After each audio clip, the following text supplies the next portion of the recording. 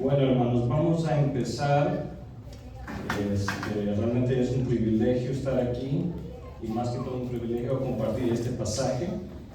Como van a ver, hay un montón aquí. Vamos a ver que es más que solamente una lista bonita de cosas que deberíamos hacer el uno al otro. Es muchísimo más que eso, infinitamente más que eso.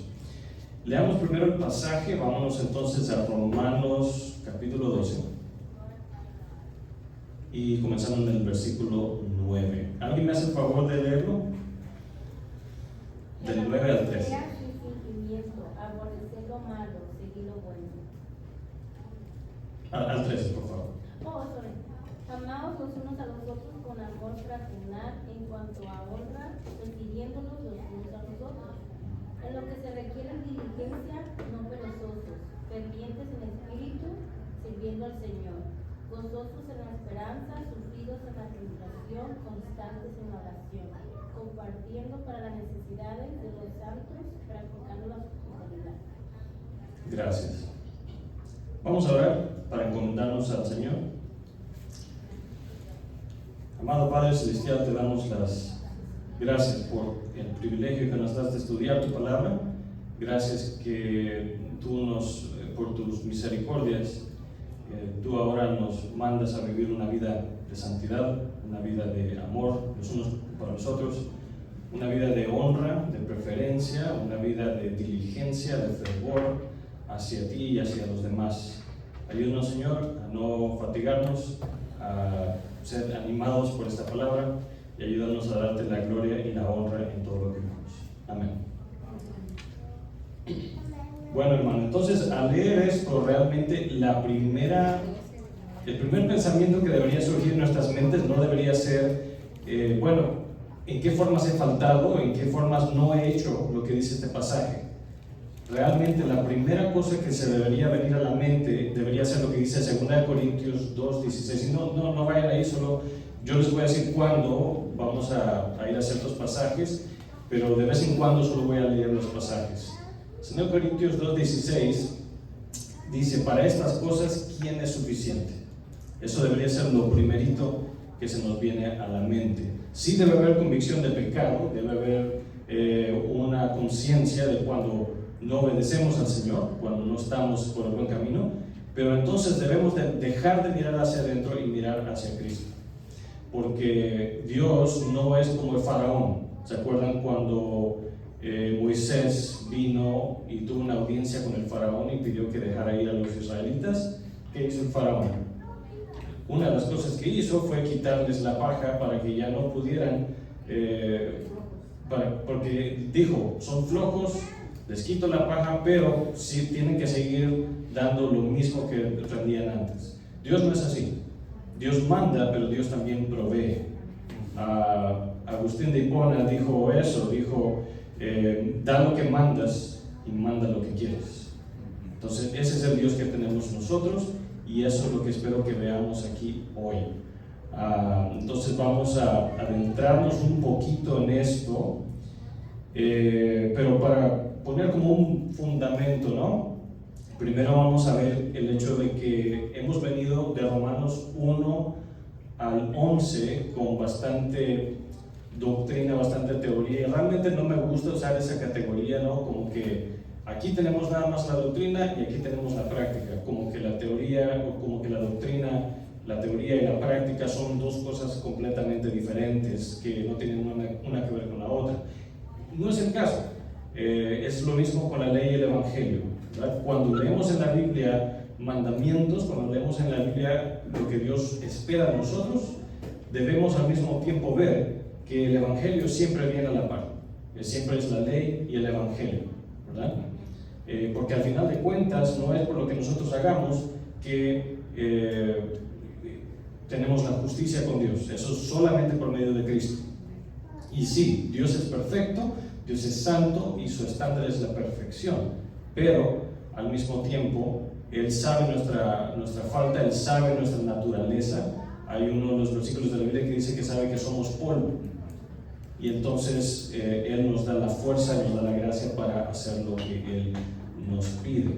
Pero, aunque no me gusta hablar en términos de teoría y práctica en forma separada, al final de cuentas somos humanos y tenemos que usar categorías. Entonces tenemos que hablar de esa forma. Y sí vemos de Romanos 1 al 11 bastante doctrina, y el capítulo 12 como que da una vuelta y ahora pone en práctica esa doctrina.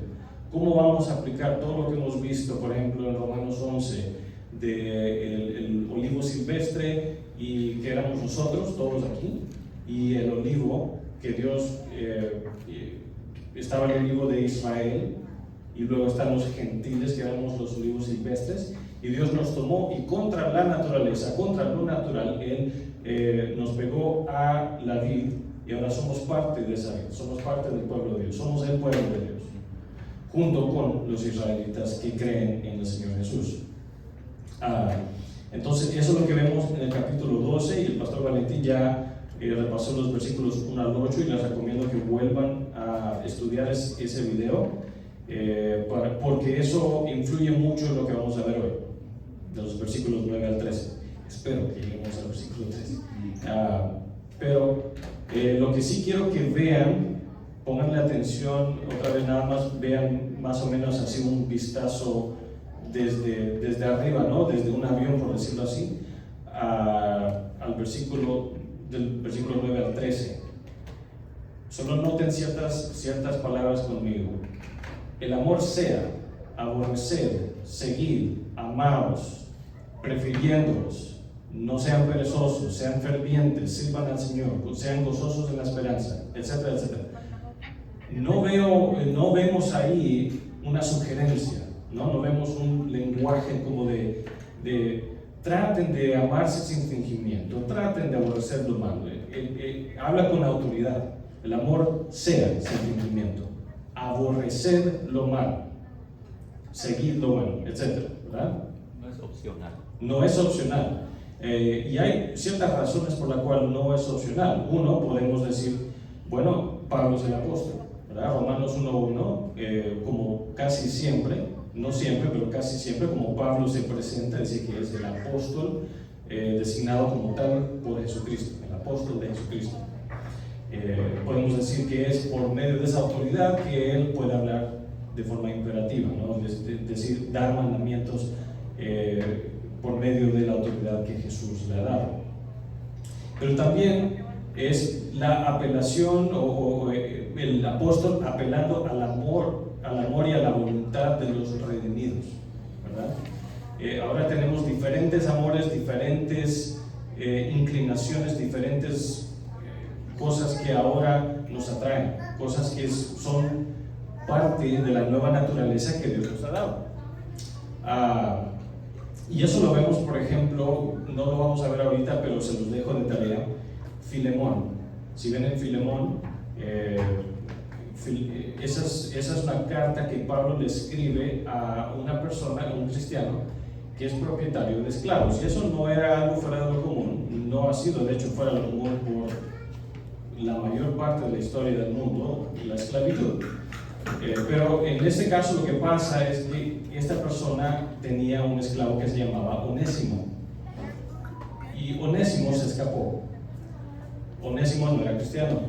En la providencia de Dios termina con Pablo y termina siendo cristiano y termina sirviendo a Pablo, y Pablo le escribe a su maestro, olvido si tiene nombre, no recuerdo si tiene nombre el maestro de Onésimo, pero le escribe a él y le dice, y por eso se lo dejo como tarea, le dice, acéptalo como tu propio hermano, perdónalo, porque es ahora un creyente, él ahora cree en el Señor Jesús.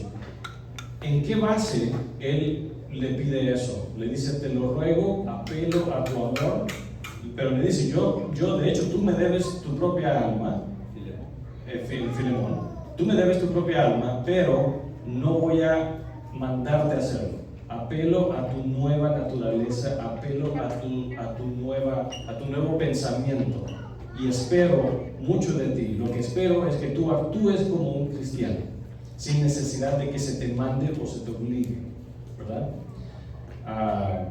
Esa es otra forma que podemos ver el por qué Pablo está usando un lenguaje imperativo, un lenguaje de mandamiento. Y vemos también, de hecho, es interesante que en Filemón, Pablo no se presenta como apóstol, no usa no apela a su autoridad como apóstol en esa carta. Bien, entonces podríamos ver eso también. Ahora, quiero que tengan en cuenta una cosa. Siempre hay que considerar el contexto de un pasaje, especialmente un pasaje como este, para que no entremos en el error de pensar que esta es una simple lista de algo bonito, ámense los unos a los otros. ¡Ay, qué bonito! No es simplemente eso. Hay todo un argumento que lo vemos antes, lo vemos en Romanos capítulo 12, desde el versículo 1. Así que si nos vamos al versículo 1, y miren que dice, así que ¿qué? Bueno, tenemos que leer el capítulo 11 para ver así que, pero a la luz de lo que vimos antes en el capítulo 11, de hecho que si recuerdan termina en una doxología. Pablo está en medio de hablar de la gracia de Dios en unirnos como olivos silvestres a la vid y que ahora somos parte del pueblo de Dios, y él simplemente como que explota, dice ya no puede aguantar tanta gracia, que dice, oh profundidad de las riquezas de la sabiduría y de la ciencia de Dios, cuán insondables son sus juicios e inescrutables sus caminos. Porque ¿quién entendió la mente del Señor? ¿Quién fue su consejero? ¿O quién le dio a él primero para que le fuese recompensado? Porque de él y por él y para él son todas las cosas. A él sea la gloria por los siglos. Amén. Y ahí es donde comienza en el versículo 1. Así que, hermanos, os ruego por las misericordias de Dios. Ven que no dice, les mando como apóstol, dice, os ruego por las misericordias de Dios, que presentéis vuestros cuerpos en sacrificio vivo, santo, agradable a Dios, que es vuestro culto racional. Y entonces es de ahí que él va a desglosar cómo es que vamos a presentar nuestros cuerpos en sacrificio vivo, santo y agradable a Dios. Él nos va a enseñar cómo no nos vamos a conformar a este siglo. Dice, sino transformados. ¿Cómo se va a ver esa transformación? Pablo nos va a decir, por medio de la renovación de vuestro entendimiento. Eso es muy importante, porque debemos acordarnos que por naturaleza, fuera de Cristo, como olivos silvestres, todos tenemos una naturaleza pecaminosa. Yo siempre le digo a mi hijo, mira, es como una vara de hierro que fue torcida a un lado. No fue diseñada para eso, ¿no? Fue diseñada para estar en una sola dirección, pero ha sido torcida. Más o menos es así como es nuestra naturaleza. Y lo que Dios hace por el Espíritu Santo es volverlo a poner en su lugar correcto, en su posición correcta. Eso a veces duele, pero es lo que pasa. Y entonces, en lugar de que nuestra voluntad esté en dirección hacia lo malo, ya vamos a ver más de lo malo, por eso dice aborrecer lo malo, entonces el Señor lo corrige para que nosotros entonces ahora queramos hacer lo bueno, queramos aferrarnos a lo bueno, ¿verdad? Y eso nos lleva al versículo 9. El amor sea sin fingimiento. Sin fingimiento. La Nueva Biblia de las Américas dice hipocresía, o sea, que sea un amor honesto, no sin hipocresía. O sea, los hipócritas eran los actores originales, ¿no? De los griegos, los que se ponían una máscara que se veía como que tenía una sonrisa y luego se ponían otra que se veía que estaba triste. Básicamente es ponerse una cara, debajo de esa cara está lo que la persona realmente siente, pero esa persona está actuando, no lo que se ve por enfrente no es lo que necesariamente está sintiendo la persona, está pretendiendo ser algo que no es. Esa es la hipocresía. Entonces está diciendo, el amor no debe ser así. Pero antes de hablar de que el amor no sea fingido, bueno, ¿cuál es la fundación del amor? ¿Cuál es el amor verdadero? Para eso Les pido que nos vayamos a Primera de Juan, capítulo 4, versículo 14. Primera de Juan 4, 14.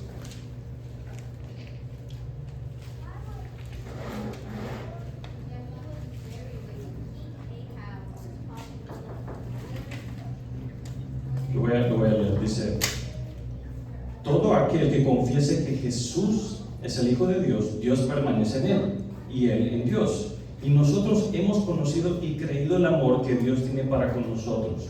Dios es amor, y el que permanece en amor permanece en Dios y Dios en él. ¿Es Primera de Juan o Corintios? Primera de Juan. Empezó en el 15. Dijo 14, pero empezó en el 15. Comencé en el 15 de abril. Esa es una de las frustraciones para cuando enseñamos, cuando estamos preparando algo, vemos tal vez un versículo y luego vemos, no podemos aguantarnos, vemos tal vez un versículo antes y decimos, eso está bueno también porque tiene que ver con lo demás.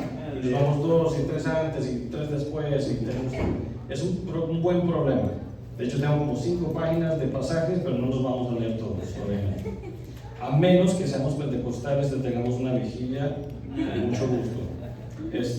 1 Juan 4, 15 o 14.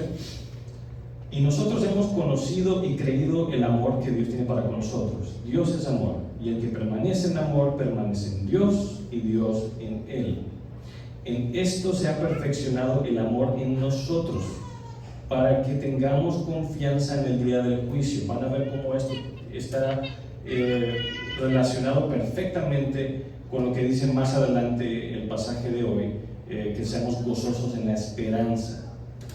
El amor de Dios, el amor que se nos insta a tener hacia otros, que es el amor fraternal, el amor que nuestro hermano mayor Jesús nos ha enseñado y que ahora debemos tener hacia los demás. Ese amor es motivado, impulsado por la esperanza que tenemos de la redención, la esperanza de las promesas de Dios.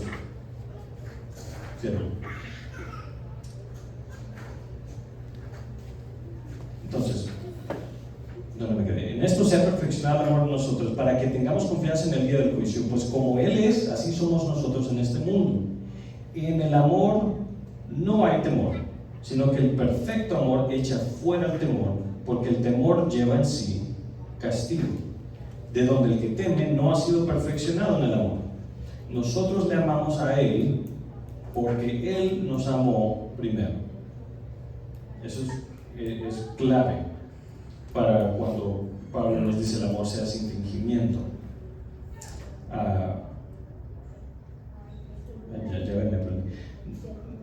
Si alguno dice yo amo a Dios y aborrece a su hermano, es mentiroso, pues el que no ama a su hermano, a quien ha visto, ¿cómo puede amar a Dios a quien no ha visto? Y nosotros tenemos este mandamiento de el que ama a Dios, ame también a su hermano. Y al leer este pasaje se les debería haber encendido en la cabeza Juan 15, porque ahí es cuando Cristo desglosa eso, y también en su vida, en cómo Él trata a los discípulos, cuando le lava los pies a ellos, inclusive a Judas, cuando comparte el pan, inclusive con Judas. Eso es lo que a Él se refiere con el amor fraternal también. Y vamos a ver, muchas de estas frases no son frases individuales que Pablo simplemente ha puesto por aquí y por allá, que no están conectadas, no están relacionadas. No, al contrario, cada frase nos lleva de regreso a la enseñanza del Señor Jesús en los evangelios. Cada frase es como que cada frase tiene una teología en sí, ¿verdad? Hay una teología del amor fraternal, hay una teología del amor sin fingimiento, hay una teología de cómo aborrecer lo malo, etc. Y todo está basado en el evangelio. Ahora, quiero seguir a la frase aborrecer lo malo. Y vamos a tratar de acelerar un poco, pero creo que esto es muy importante y es clave para lo demás. Ven que dice en el versículo 9, aborrecer lo malo, seguir lo bueno. Primero que todo, aborrecer, nuevamente, otro mandato, aborrecer. Es un completo corte. Piensen en lo más horripilante, lo más horrorizante que jamás hayan visto o puedan imaginarse. Uno no quiere estar cerca de eso, uno no quiere participar de eso, uno quiere salirse lo más antes posible. Ese es el tipo de comportamiento o actitud que debemos tener nosotros. Pero ojo, es fácil, especialmente si somos más conservadores en la política y todo eso, pasar más tiempo aborreciendo los pecados grandes, los pecados nacionales, que sí deberíamos hacerlo. Pero ¿cuántas veces tenemos esa misma actitud con nuestros propios pecados? ¿Cuántas veces nos horrorizamos cuando pensamos, por ejemplo, en el aborto, cuando pensamos, por ejemplo, en cuánto lo promueve nuestro gobierno? Sentimos horror, nos sentimos tristes, nos sentimos simplemente horrorizados, ¿no? Pero ¿cuántas veces nos sentimos así con nosotros mismos? Es fácil hacerlo también con otros cristianos. Tal persona no me está tratando bien, tal hermano cristiano no me está tratando bien. Él no debería hacer eso, que dice que es cristiano, pero no sé. Si nosotros realmente conociéramos nuestro propio pecado, no creo que habría tiempo para comenzar a ver el pecado de los demás. Y nuevamente, eso es lo que acababa de pensar, la enseñanza de Jesús. Antes de que te pongas a ver la astillita de tu prójimo en el ojo, sáquete la bigota que tienes tú en tu propio ojo. Entonces, eso está hablando. Y el amor también aborrece. El verdadero amor aborrece, el verdadero amor odia. Eso es lo que está diciendo aquí. Acuérdense que el contexto es el amor. Y esa es la teología del amor. Esto va en contra de lo que la cultura nos dice que es el amor. Para la cultura el amor es algo vacuo, es algo que no tiene significado, simplemente algo bonito, un sentimiento bonito. Pero aquí nos está diciendo Pablo, el verdadero amor va a aborrecer aquello que va contra el Señor, que va contra las enseñanzas del Señor, que va contra Él mismo, porque fue el aborrecimiento del pecado en el amor de Jesús que lo llevó a Él a morir en la cruz por nuestros pecados. Ahora, cuando dice aborrecer lo malo, seguid lo bueno. Realmente no es que esté incorrecto, pero cuando dice seguid lo bueno, como que no comunica realmente lo que dice el original. Seguir lo bueno me suena como que hay dos filas. Bueno, salte de la fila de lo malo y métete en la fila de lo bueno. Pero en cualquier momento uno se puede salir de una fila y irse a la otra. El significado del original, y la Nueva Biblia de las Américas dice aplicándoos, pero realmente me gusta más lo que dice el inglés. En inglés dice aferrarse, adherirse. Como padres todos sabemos aquí cuál es una de las cosas que es lo más difícil de desamarrar o de abrir, es la manita de un bebé. Cuando agarra arroz o comida o algo que no quiere uno que agarre y uno trata de sacarlo, ese es el significado que está tratando de comunicar. Aférrense a lo bueno, sabiendo la tendencia de nuestra naturaleza, la tendencia de comenzar a uno desviarse e irse a lo malo. Dice aborrecer lo malo, no dice, mira, trata de alejarte un poquito. Aborrecer lo malo, corta con lo malo, porque tú has muerto al pecado, porque tú ahora estás que Pablo usa tres analogías bien seguidas. Pablo usa tres tipos de analogías bien seguidos para hablarnos de cuál es la autoridad que impera o que reina sobre nosotros ahora, que es Cristo. Nuestro amo es Cristo.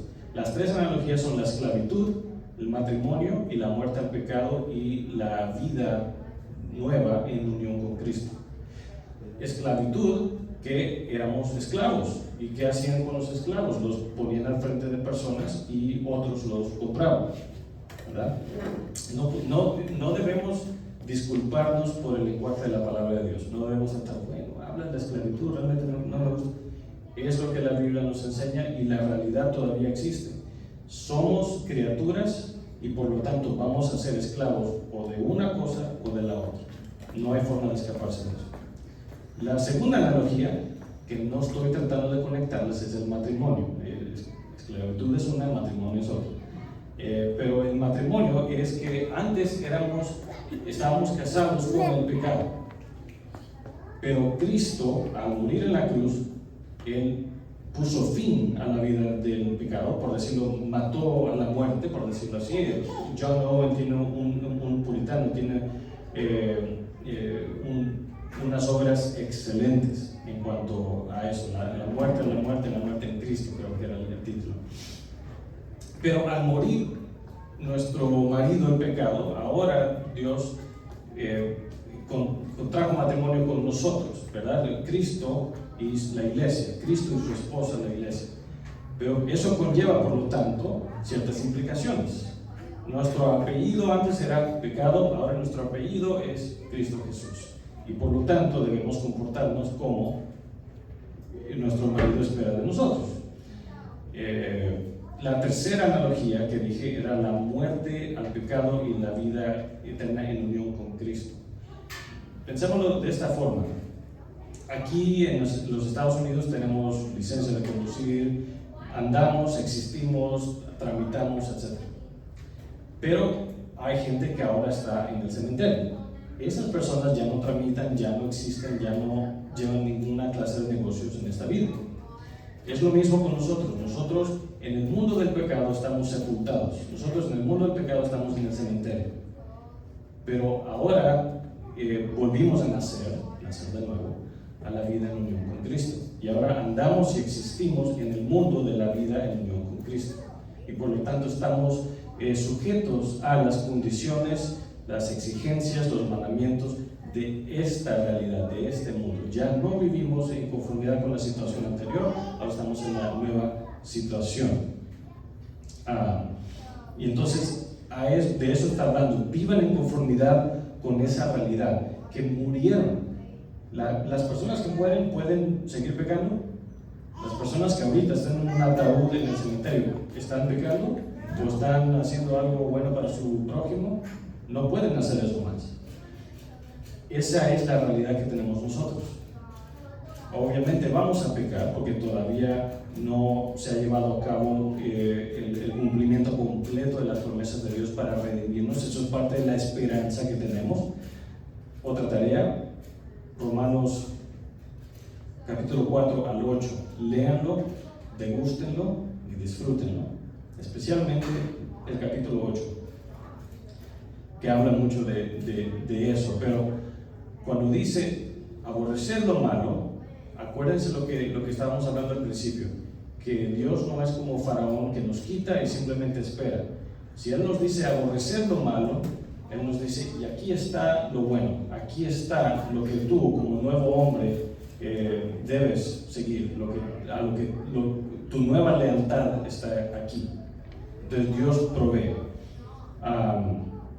¿Alguna pregunta hasta ahorita o todo más o menos va bien? ¿No? Tal vez, ¿qué sería lo bueno en este caso? Buena pregunta. Y lo bueno de que Dios es lo bueno es que cuando preguntamos, bueno, ¿pero qué es eso?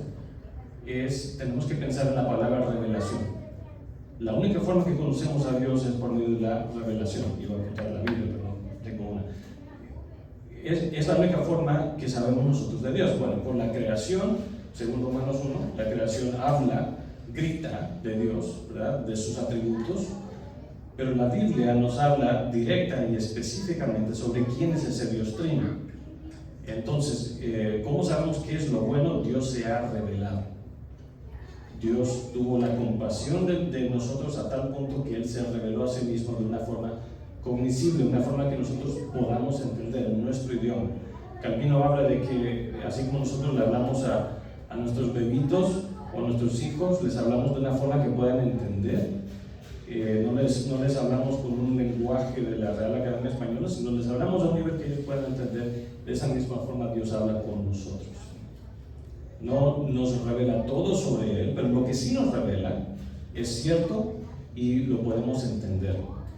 ¿verdad? Por eso la Biblia dice que lo revelado nos pertenece a nosotros y a nuestros hijos, pero lo que no es revelado no.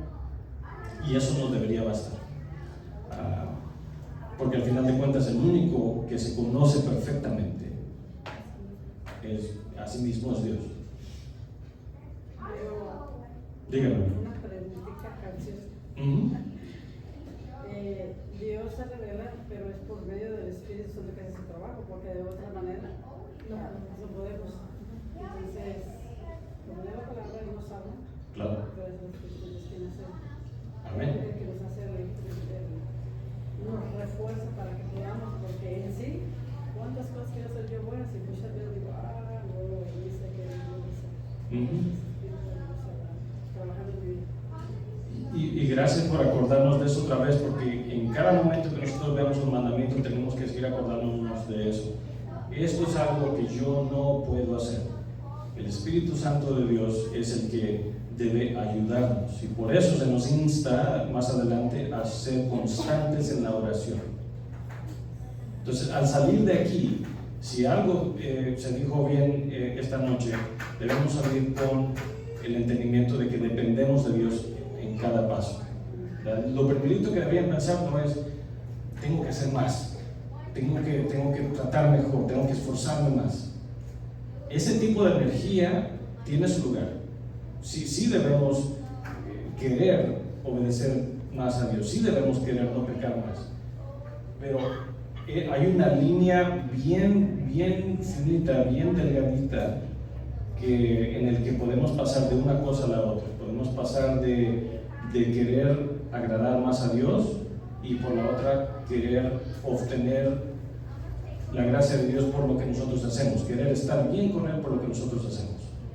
Nosotros queremos que nuestros hijos nos obedezcan más y más cada día, y al menos yo espero eso de ellos, pero al mismo tiempo mi amor hacia ellos no depende de que ellos me obedezcan perfecta y completamente, ¿verdad? E inclusive cuando ellos se esfuerzan por obedecer y no lo hacen completamente, yo no les digo que ya no son mis hijos porque no lo hicieron bien. Si aceptamos nosotros los esfuerzos de nuestros hijos, aun si son esfuerzos incompletos, aun si son esfuerzos débiles, ¿no? Y eso es algo que lo vemos en Dios, y por eso nosotros debemos hacerlo con nuestros hijos. Pero tiene completa razón, hermana, de la dependencia del Espíritu Santo, y cuando fallamos, corremos hacia el trono de la gracia. Por ejemplo, la Biblia, que después de que hayamos hecho todo lo que ya hemos hecho, lo que somos, pero me viene como una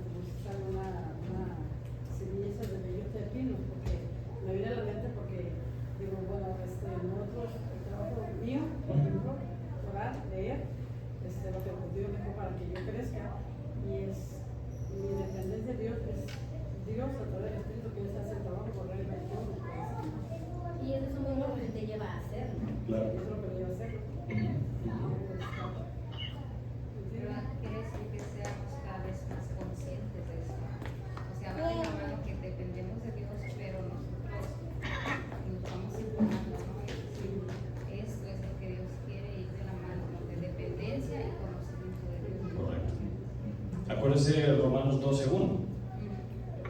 1 y 2. Creo que deberíamos memorizar eso. Así que, hermanos, os ruego por las misericordias de Dios que presentéis vuestros cuerpos en sacrificio vivo, santo, agradable a Dios, que es vuestro culto racional.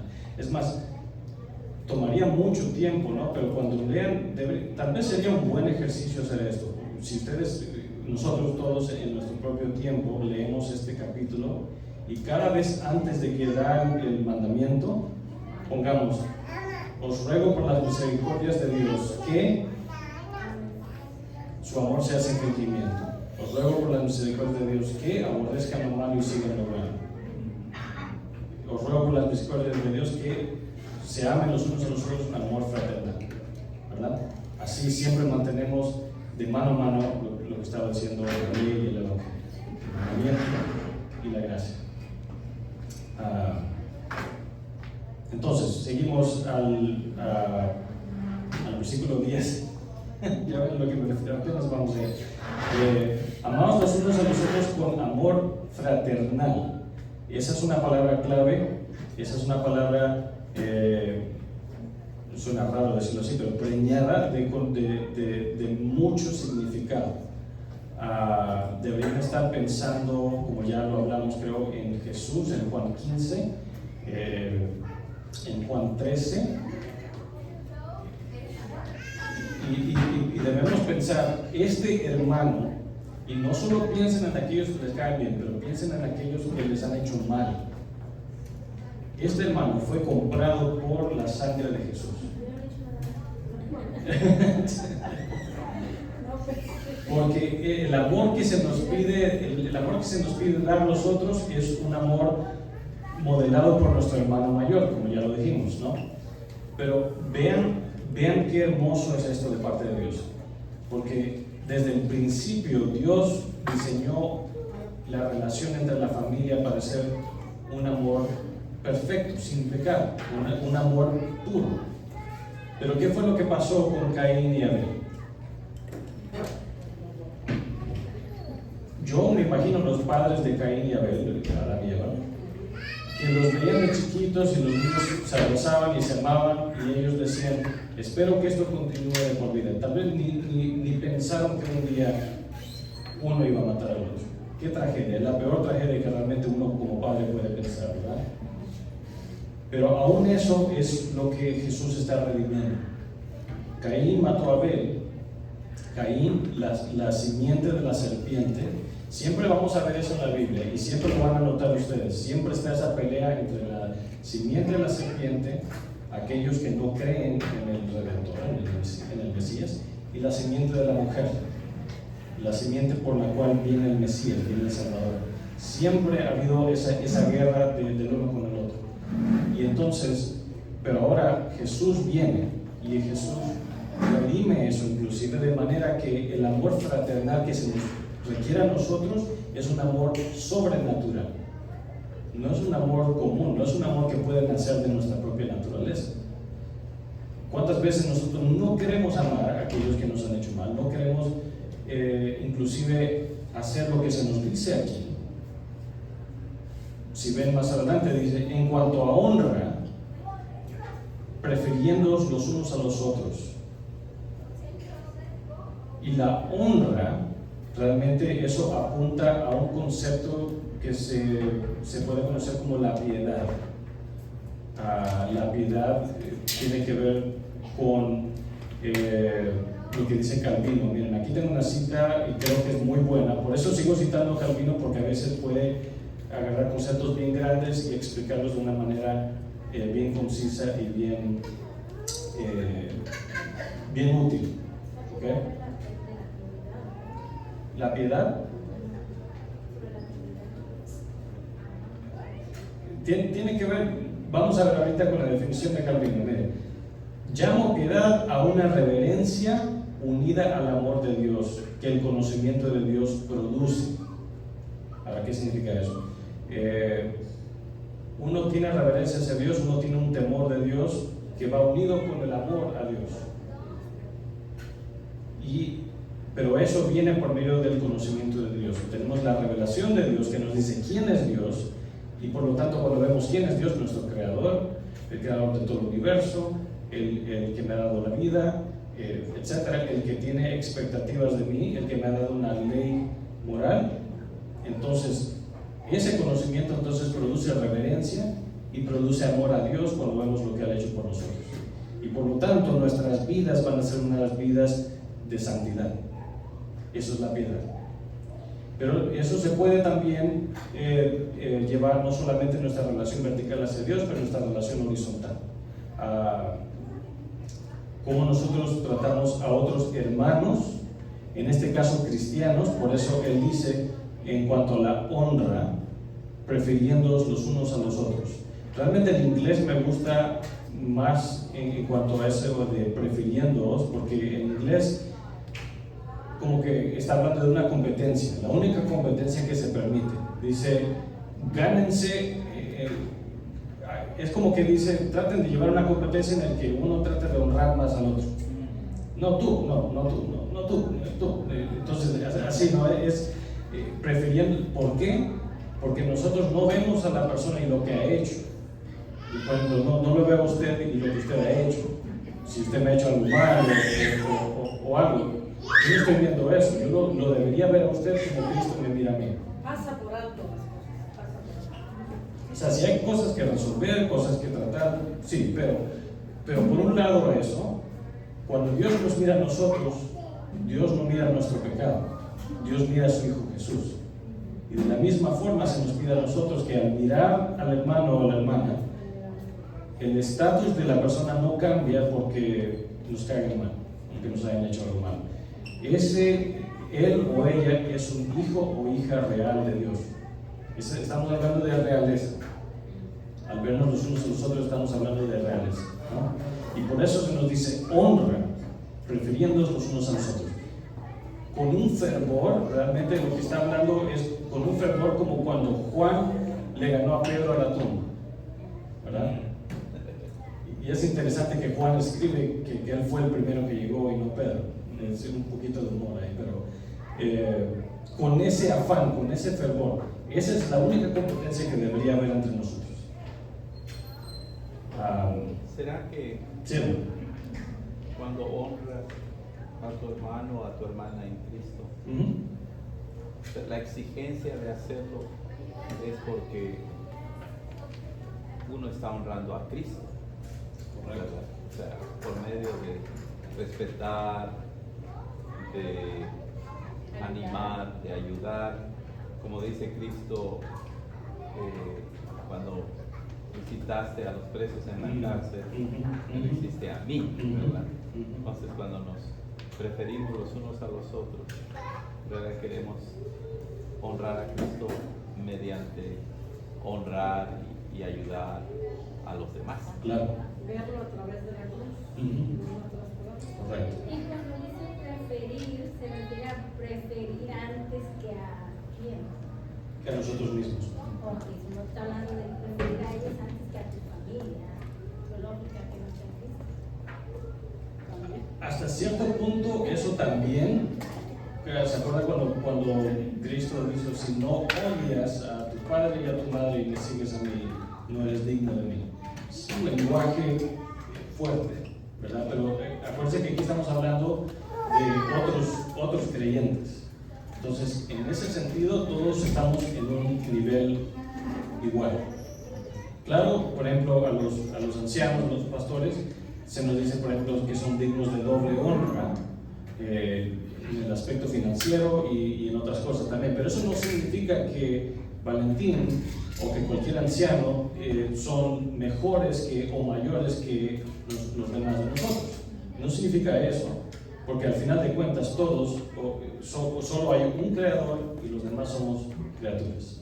Me viene a la mente donde dice en Timoteo que la iglesia es valor de la verdad. Ujú. En otras palabras, estaba pensando yo como uno cuando está diciendo que eres tu padre y tu madre, como prácticamente está diciendo que uno tiene que ser ese valor, esa verdad. O sea, la verdad está primero antes de que tu papá y que tu mamá. Ujú. O sea, uno vive en una familia donde la verdad tiene que estar primero. Sí. No importa qué pase, quién se enoje, la verdad es primero. Y no es que no vas a No es que te vas a respetar y honrar a tus padres Ujú. o a los demás. Claro. Pero claro, el contexto aquí es la comunidad de fe, la iglesia, el cuerpo de Cristo, ¿verdad? Porque uno también, en relación a los de afuera, uno debe buscar el bienestar de ellos, ¿verdad? Debe buscar el progreso de ellos, pero aquí el contexto es claro, hablando dentro del cuerpo de Cristo, debemos preferir a los demás como Cristo dice, ¿verdad? En Filipenses, Claro. él se humilló de esa manera, había ese sentir en Cristo. Se humilló hasta el punto de muerte y muerte en la cruz. Y por, Yo pienso que todo cristiano experimentamos, en mi experiencia me acuerdo que yo lo primero que noté es que empecé a amar personas ajenas a mí, ¿ya? Que porque creen en lo mismo y claro, no entendía en ese momento, pero fuera que es como un amor inmediato, por decirlo así, y decir, ya los llamo hermanos sin conocerlos, pero porque tenemos algo en común, ¿verdad? Y si es sin fingimiento, creo que cada vez con más conocimiento, ¿verdad? De por qué es que los amo, por qué es que ese amor que Dios me dio lo estoy experimentando y también lo veo que yo lo recibo de Él. Solo pone Dios incluso. Así debería ser, ¿verdad? Sí, Así debería. No perfecto, pero Correcto, claro. Pero por eso Pablo nos está diciendo, y esa es la triste realidad, es una realidad como mixta, ¿no? Es una triste realidad, pero gracias a Dios que Él nos dio las obras de Pablo. ¿Por qué se nos tiene que recordar esa es la triste realidad? Debería ser algo natural, pero no lo es. Pero vamos en ese proceso. A diferencia de los no creyentes, nosotros estamos siendo renovados cada día. Y entonces por eso se nos tiene que recordar, porque lo olvidamos, somos olvidadizos, pero por eso Dios tiene misericordia de nosotros.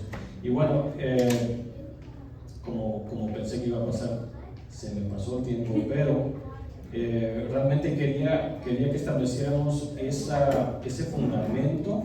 Y de hecho, una cosa más, sí hay un énfasis grande aquí en la comunidad de la fe, pero si ven, por ejemplo, en el versículo 13 que dice, compartiendo para las necesidades de los santos, practicando la hospitalidad.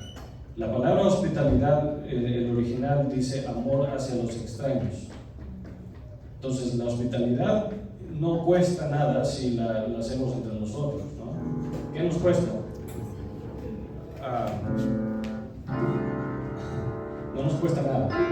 Pero eso es lo que Jesús mismo dijo. ¿Se acuerdan que Jesús dijo, ¿de qué vale si tú le muestras amor a quienes te lo van a pagar, a quienes te lo pueden dar de regreso? Ama a aquellos que no te van a pagar de esa forma. Ama a aquellos que no se prestan no lo hacen fácil, ¿no?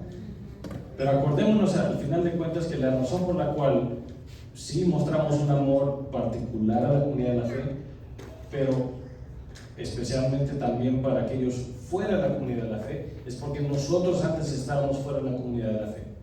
Y Jesús bajó, se humilló hasta la muerte de la cruz, para alcanzarnos a nosotros y traernos a la comunidad de la fe. Tal vez algo que uno puede aprender de este pasaje, bueno, además de lo que se ha dicho, ¿verdad? Es algo que predomina en la cultura de ahora, incluso en muchas iglesias evangélicas, que el amor se ve solamente como una emoción o un sentimiento, y sí lo es, pero no lo es todo.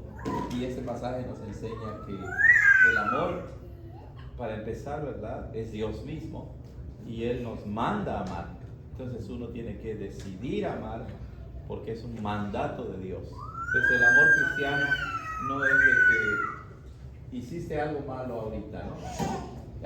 Ya lo dejo de amar, ¿no?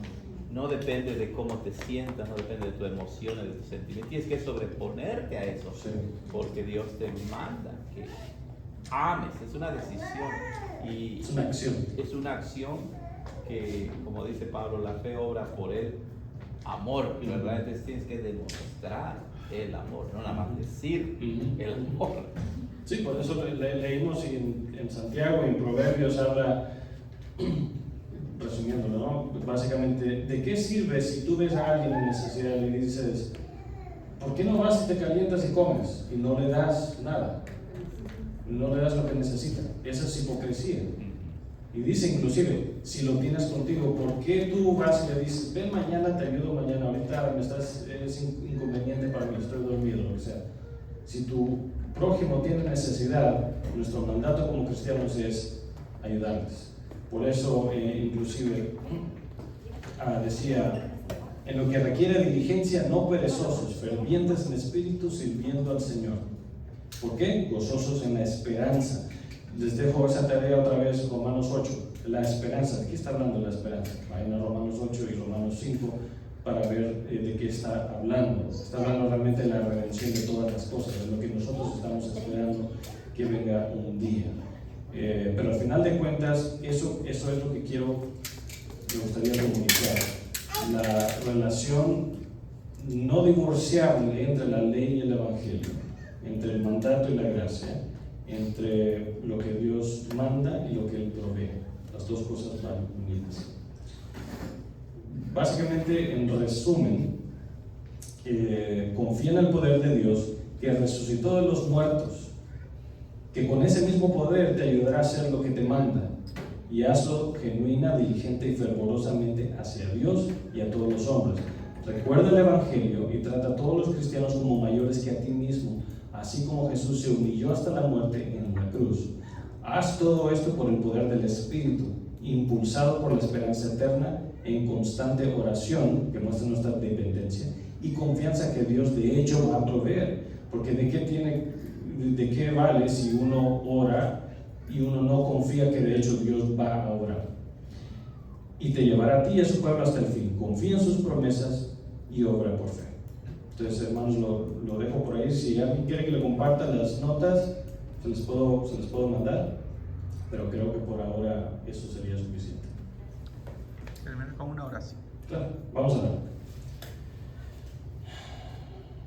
Padre nuestro, que nos amaste cuando no éramos tu pueblo, que buscaste en tu amor traernos hacia ti, cuando no te buscábamos, cuando no teníamos nada en nuestra naturaleza e inclinación para amarte. Tú nos diste vida, tú nos redimiste, tú has cambiado nuestra naturaleza de manera que ahora queremos hacer lo que tú quieres, queremos agradarte. Ayúdanos a aplicar estas cosas a nuestros hermanos, tanto aquellos que nos caen bien como los que no, sabiendo de que su estatus no cambia, sabiendo que son hermanos en la fe, son hijos tuyos. Y ayúdanos, Señor, a obrar diligentemente por tu Espíritu hasta que lleguemos a tu presencia. Amén. Amén.